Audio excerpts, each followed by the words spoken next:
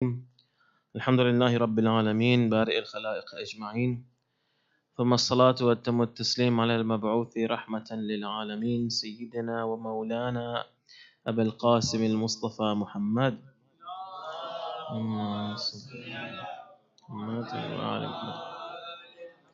وعلى آل بيته الطيبين الطاهرين المعصومين لا سيما بقية الله في الأرضين روحي وأرواح العالمين لتراب مقدمه الفداء. السلام عليك يا سيدي ويا مولاي يا صاحب العصر والزمان. My dear brothers and sisters, Assalamu alaikum wa rahmatullah.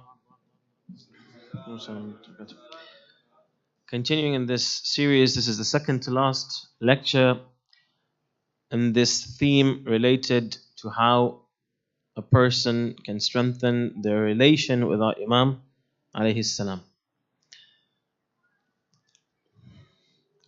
Continuing and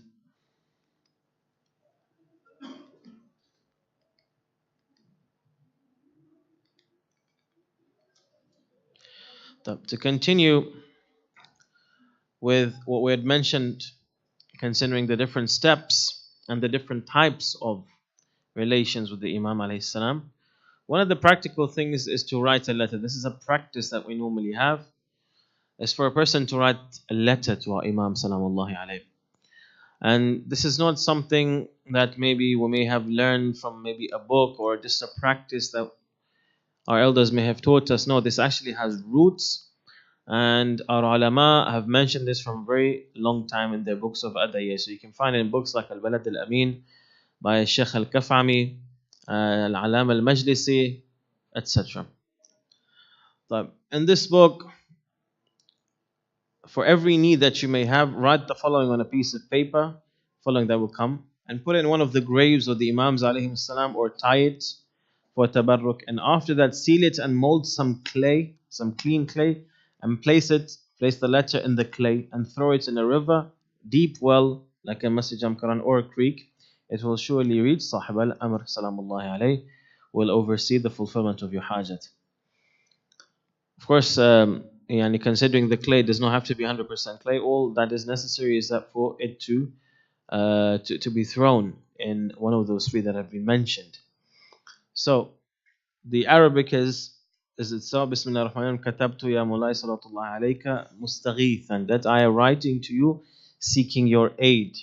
And you write your haja, and after that you continue, you go to one of these three and you hand it to one of the four special deputies of the Imam alayhim salam, because we believe that they are also in the barzakh, they also have a high status, they can hear. So they will be the wasila through which our ariza, as we call it, ruqa as it was called in Arabic. I don't know the root word of, ariza, how it came to be called out, because ariza is actually a petition in Arabic. So this letter, it will be taken to the Imam alayhi salam by one of these nuwab. In English, my Imam alayhi salam, or my master, may Allah subhanahu wa ta'ala have mercy on you. I'm complaining to you. And it's not 100% of the best of translations, but I found this in dua.org, quicker than me translating anyway. So I'm complaining to you, seeking your help in the situation that I'm in. After you finish writing,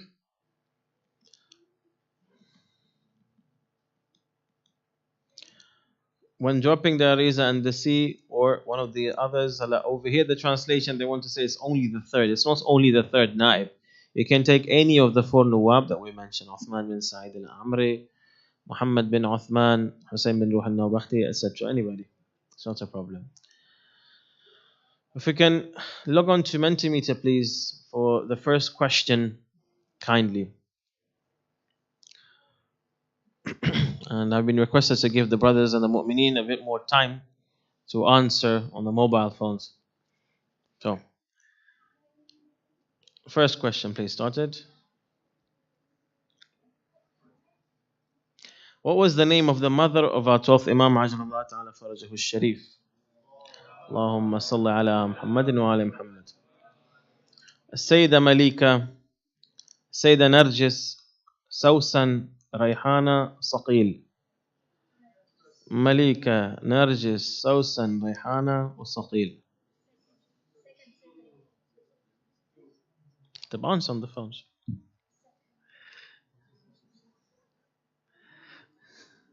Arasavish. Time. No, it's not only that. I said all of them are correct. All of these names are correct. Sallallahu ala Muhammad wa ala Muhammad. So you're all right, inshallah. Muhammad wa ala Muhammad. Her name when she was in Rome was Malika. When she was brought, she was called Narjis, Sausan, and Rayhana and Saqil. These three names were called by Sayyidah Hakima salamullahi alayha, the aunt of our Imam al-Askari Islam. Okay? So she had all of these different names. So who got the correct answer? MashaAllah. طيب. أحسنتم. Continue.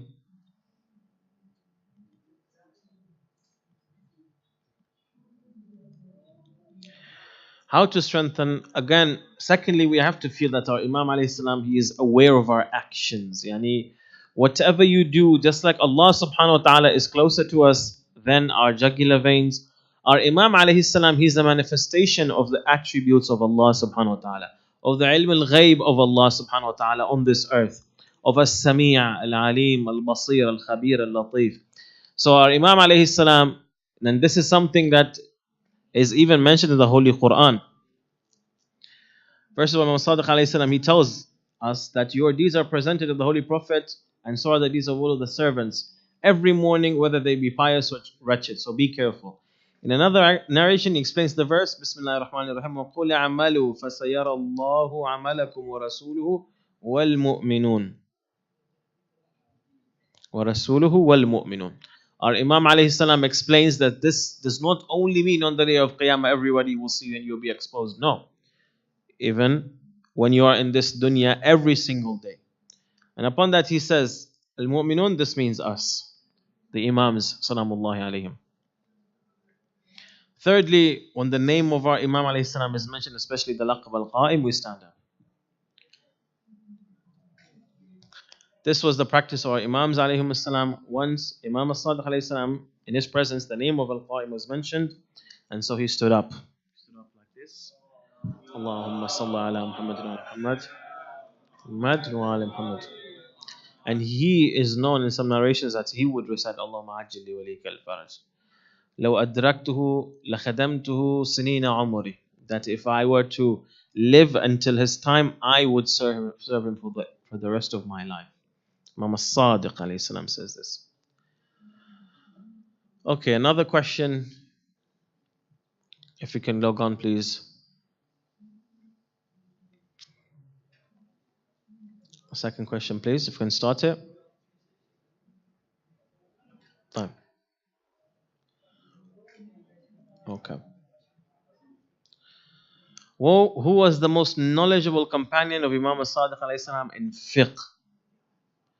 In fiqh. Zurara, Muhammad bin Muslim, Abu Dharr al-Ghaffari, Jabir bin Abdullah al-Ansari.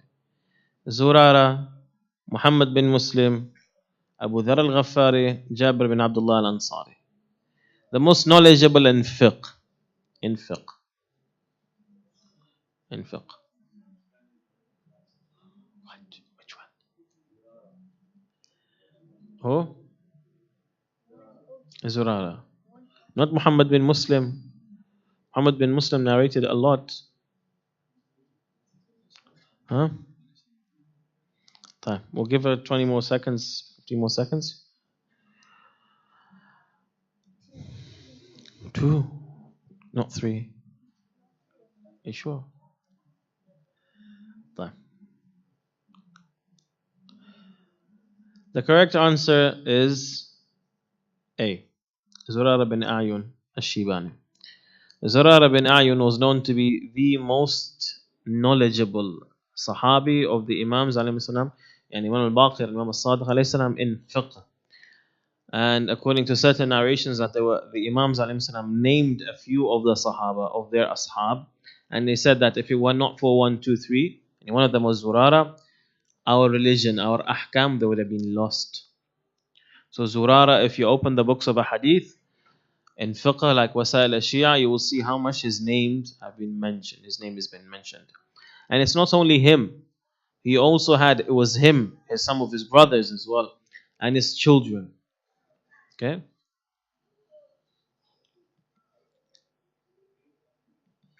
Okay. Now, over here, I just would like some feedback from the mu'mineen, considering what do you think would be a good daily and weekly program in order to build a stronger relation with the Imam? And let's start with daily. If the mu'mineen can give me some suggestions, we can build a general picture. Daily, what do you think that we can do in order to strengthen this relation with the Imam Salamullah alayhi?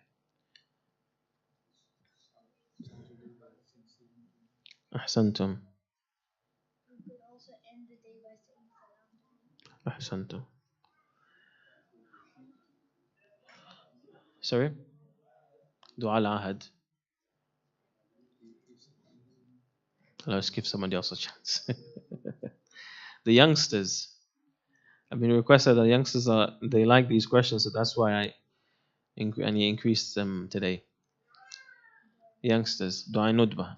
When do you recite Dua Nudba? We're talking daily. Do you daily recite Dua Nudba? Can you? It's good if you can. What about Dua al-Faraj? Allahumma kulli walika. What about that? Okay. After salawat. What about weekly? Weekly. Friday is related to the Imam alayhi salam. Okay, ziyarat. Which ziyarat would you recite? Ziyarat al-Yasin. طيب. What else? The bay'ah, pledge of allegiance to the Imam alayhi salam. What about Dua al-Nudba on Friday? طيب. خير. طيب. A daily program suggested, first of all, 5 things. And just like the number of Ashab al-Kisa. Dua al-Ahad daily after Salat al-Subh. Any amount of sadaqah for the safety of our Imam alayhi salam. 100 times salawat with the niyat of ta'jil al-faraj.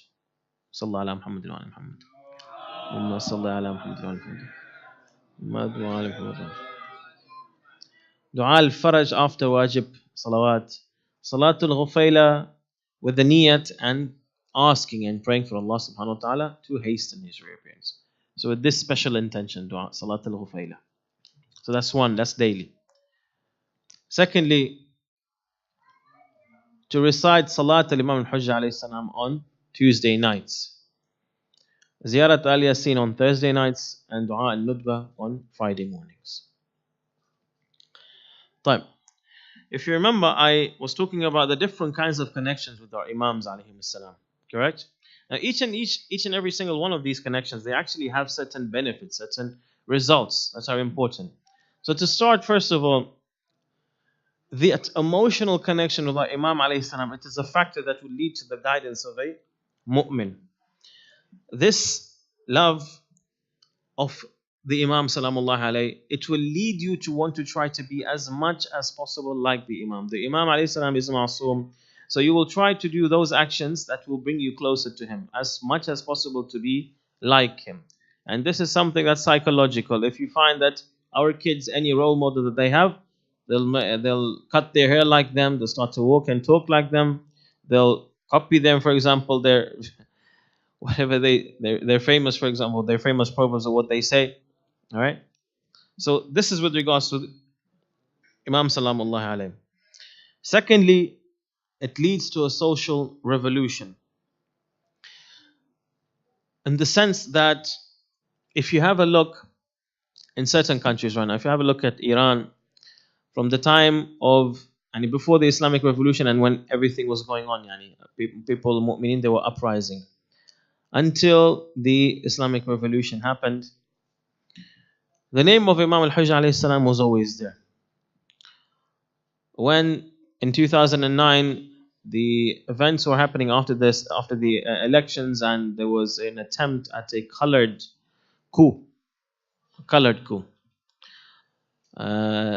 that normally occurs after an election when you have the opposition claiming that the the results are rigged, and as a result, they start to cause chaos. It's called a colored coup. So, Ayatollah Khamenei, in one of these khutbah al-Jum'ah, he turned, and in the final portion of it, he started to speak to Imam al-Hajj alayhi salam. He said that, "Oh my Imam, everything you see, I am a servant of yours. My body, I have naqs in it." And Imam al-Qaid, his right hand is paralyzed. "And this country, this Islamic revolution, this is yours. We only serve you. So you take care of it." That's it. This is that love for the Imam alayhi salam. In addition to this, it leads to the immortalization of the path of Ahlul Bayt alayhi salam.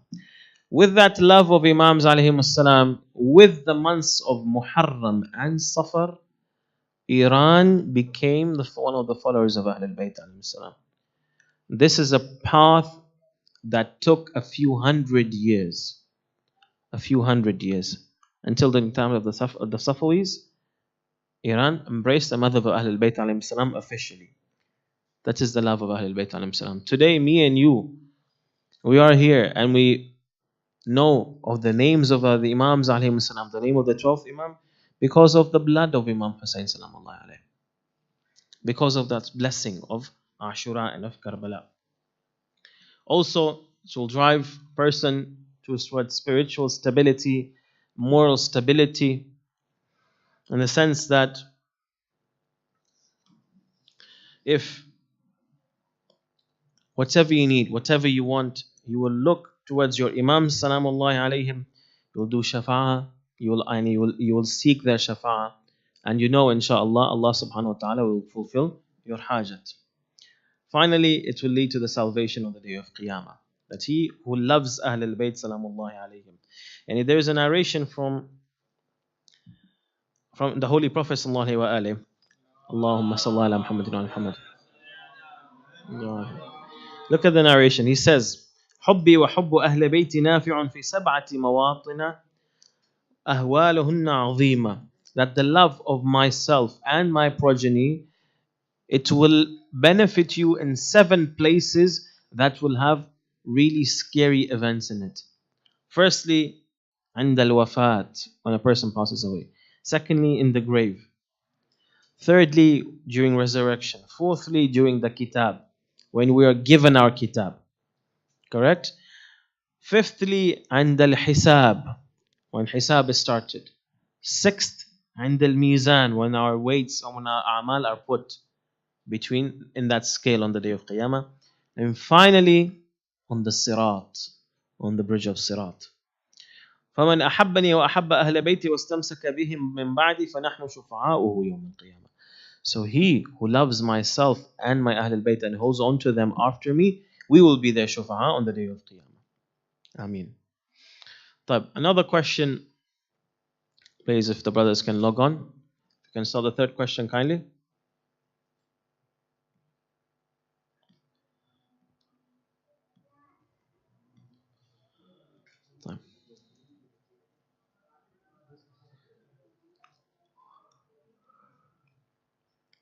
Who was the grandfather of Sayyidina Narjis, who is one of the disciples of Nabi Isa alayhi salam? Simon, Matthew, Lucas, Barnabas. Simon, Matthew, Lucas, or Barnabas? Who? 4? Barnabas? Log on and answer. This is why I've been requested to wait, to give more time.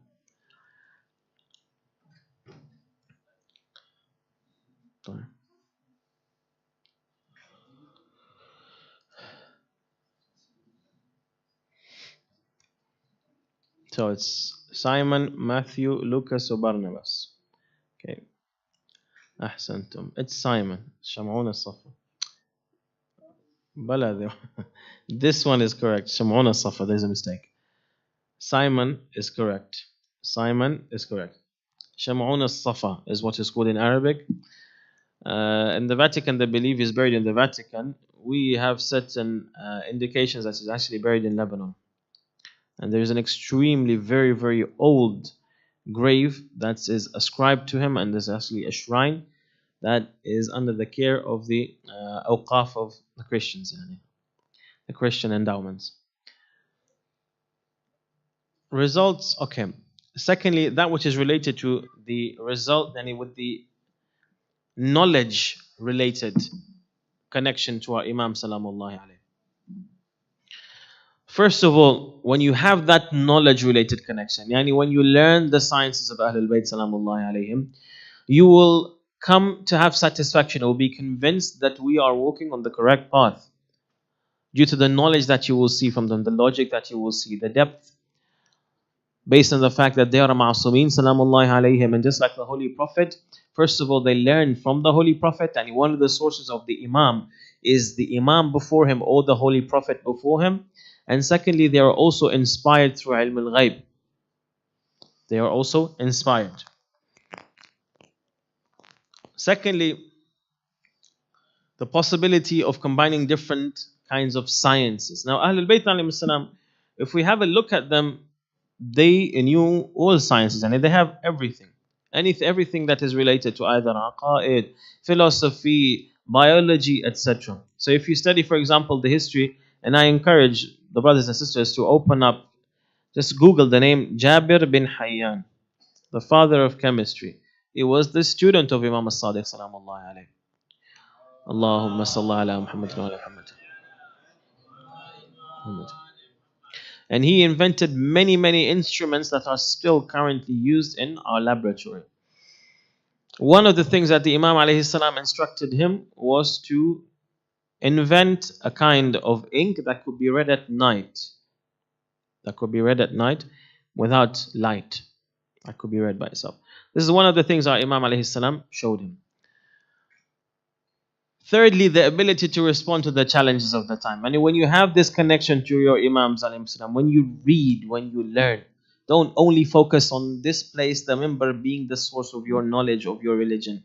This is not enough. Especially with regards to some mu'mineen, you only come in those final few days of Ashura. Ashura day you come, and then at night, this is not enough. You have to read, you have to open up these books, you have to read them. Why? You have many challenges. Yourself, you have challenges, you have many questions. Your Maulana, he cannot answer everything for you. He will not be there for you 24/7. You have to invest in your mind a little bit. You need to invest time in yourself. Those books that have been translated, read them. Alhamdulillah, the motion of translating books, alhamdulillah, is going well. Now the quality of the books is getting better and better. Open up, read, buy. Also for your children, tomorrow they will have questions that they come with from school. Yourself, when you go to college, when you go to university, you will face very many challenges. You need to know how to respond to them. You need to have a proper, complete ideology. The political connection with the Imam salamullahi alayhi is again to strive to form an Islamic government, just like the mu'mineen they did in Iran. To not help oppressive regimes to believe. One of the manifestations of this is Yawm al-Quds, the day of Quds that I announced about a few days ago, on the 2nd of June, inshallah, outside the Home Office at 3:30. So to not oppress them, and even to speak out against dhulm, against oppression. Finally, to also know the criteria of evaluating the actions of politicians. Fulan al-Fulani, he is only looking, so and so, he is only concerned with the policies of his own party. He's not concerned with the needs of the people. That now you come to know. You will know the criteria by looking at the political history of Ahlul Bayt salamullahi alayhim, the principles, what they were. For example, that treatise of Imam alayhi salam to Malik al-Ashtar, which is very, very praised till today, even in Western circles. Even in Western circles.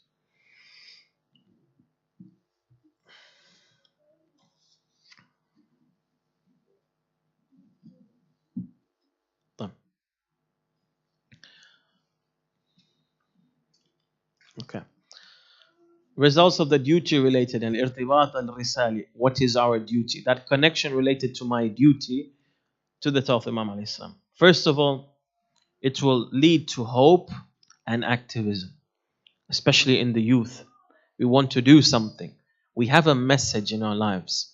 We want to do something for the Imam sallallahu alaihi. It will lead to reform on the individual level. Yani if my message is to pave the way for the Imam, that means that I have to do something. I have to have a program. I have to start with tahdhib al-nafs, and I emphasize on this a lot. This passes by, and just like the doctor he was mentioning in this lecture right now, that sometimes we don't care about the general message, and we don't give a lot of attention to our diet or our lifestyle. And it is really important that we should from a very young age. At the same time, the masala of tahdhib al-nafs, we have the soul. Don't only focus on your body or maybe on your mind or how deep your pockets you want them to be. No, you have something that is eternal, which is a soul. You need to read up on tahdhib al-nafs, listen to the necessary lectures and start to apply. And also reform on the general social level then, on the community level. We have to do something related to the Imam alayhi salam. And not only betterment for the community, no, it will be properly directed. Betterment for the community and related to paving the way for the Imam alayhi salam to reappear. Finally, that which is related to the irtibat al-istimdadi, yani seeking help from the Imam alayhi salam, that kind of connection. That I need constant help, istishfa. First of all, this leads to the fulfillment of the needs of the dunya. With this regard, let me mention a story of Sayyid al-Mar'ash al-Najafi. Who here has heard of Sayyid al-Mar'ash al-Najafi? Okay. Ahsantum. Khair. Sayyid al-Mar'ash al-Najafi, he was a very, very well-known alim in Iran. A blessing truly for the Muslim ummah, for our ummah. Sayyid al-Mar'ash al-Najafi, he was known that he would take qaza namaz and saum and roja in order to buy those old manuscripts and books of ours that people would not know the value of. He would gather them with qada salawat, with his own efforts, not seeking money from anybody. Sometimes he would take a lot. And today, a lot of these manuscripts, original manuscripts, a lot of knowledge that unfortunately, due to oppression, the followers of Ahlul Bayt alayhim salam, the normal people of the layman, they would not know their importance, and you would find them. The original alim himself, his children, they inherited it from him, and they don't know the value of okeleja or venchina ko kaipan karo. Emsa ke ama shambo shekama, shambo venchina ika. Barabar. To that extent, he started to gather them. And today, he has a library which is very, very renowned, very, very well known in Qom. A lot of the ulama, whenever they want to do an original research, they want to study a manuscript, they go to him. And we have, and imagine, I can just tell you, they have a book which is just for identifying different manuscripts in his library. It's not one book, it's actually it's a big title, it's a big work, it has very, very many volumes. So whatever 3 Arabic letters you take, you will find a list of books and manuscripts under that root word. Okay? All of these were written in Arabic, and slowly, slowly, slowly they're coming to light.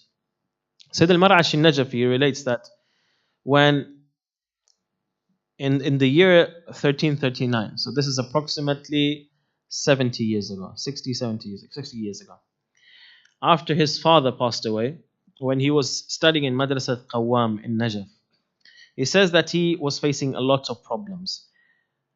First of all, he used to have bad thoughts about people. Okay, this person is a liar, this person no, this person backbites me, etc. So he had bad thoughts about people, su'ud dhan. And he would not connect with anyone, neither would he recite Salat al-Jama'ah behind anyone of the Udul, to that extent. Secondly, one of the people, one of the teachers, or one of the persons in charge in that school, even though he had reached a high level of knowledge, he would not let him teach. Thirdly, he got measles as well, so he became sick. And due to that, after he was cured from measles, mentally, his mind, his memory, it became really weak, and he would constantly forget. Eyesight, it became very bad. He couldn't write quickly anymore like he could before. Poverty, spiritual illnesses, slowly, yani this affected him a lot. Until one point he thought, let me do tawassul with Imam al-Husayn alayhi salam, through Imam al-Husayn alayhi salam. So he went to the grave of Imam al-Husayn alayhi salam. He stood by the Imam's legs where Ali al-Akbar alayhi salam is buried. Upon that, as he was doing this tawassul, as he was doing salam, reciting salam for the Imam and asking for his hajat, he heard a Quranic recitation behind him. All of a sudden he saw it was his dead father, and in a spiritual vision he saw his dead father reciting Quran in a really beautiful way. So he asks him, what have you come for?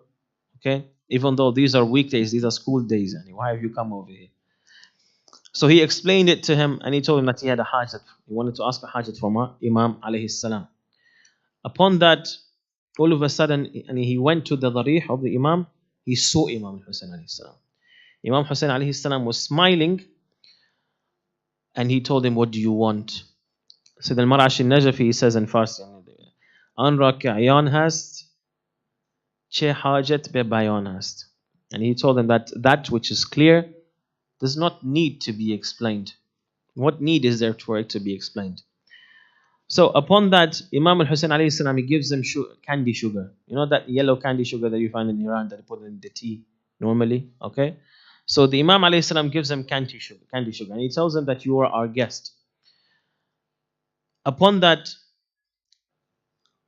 the Imam then asks him, what happened to you? Why do you think badly of people? As the Imam was saying this, all of a sudden, so the Marashi Najafi felt in his heart, in his mind, that those bad thoughts about people were not there anymore. After that, the Imam tells him, be occupied with your studies. Because that person who was preventing you, he will not do so anymore.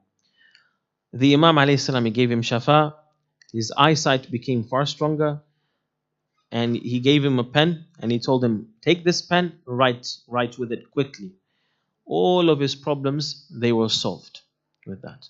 Sayyid al-Marashi al-Najafi is one of the ulama who is known to be one of the urafa who has met the 12th Imam alayhi salam many times. He's met the Imam alayhi salam many times. Some of those stories when he met the Imam, they're actually mentioned. And the Imam teaches him how to do istikhara, etc., etc. If we can go back to the final slide, please. Okay. Khair. Upon that, to seek intercession to reach a spiritual height as well. So this was dunyawi hajat and also ukhrawi as well. We can also do tawassul and seek the assistance of the Imam for spiritual lift. You have a spiritual problem, namaz ma focus nati karto, turn towards the Imam. Our Arafah say, before you pray, turn towards Imam al-Hujjah alayhi salam. Turn towards Imam al-Hujjah alayhi salam. In one of the Arafah, one of the meeting with the Imams, he was told that the Ism al-Azam is the name of the Imam of every time. So turn towards Imam al-Hujjah alayhi salam. And finally, with him, we seek with their intercession. And as you do seek their help in your life, you will increase in faith. Inshallah, tomorrow we'll talk about the features of the dhuhur and the government of our 12th Imam Ajallah Ta'ala Farj al-Sharif. Sallallahu ala Muhammad wa ala Muhammad.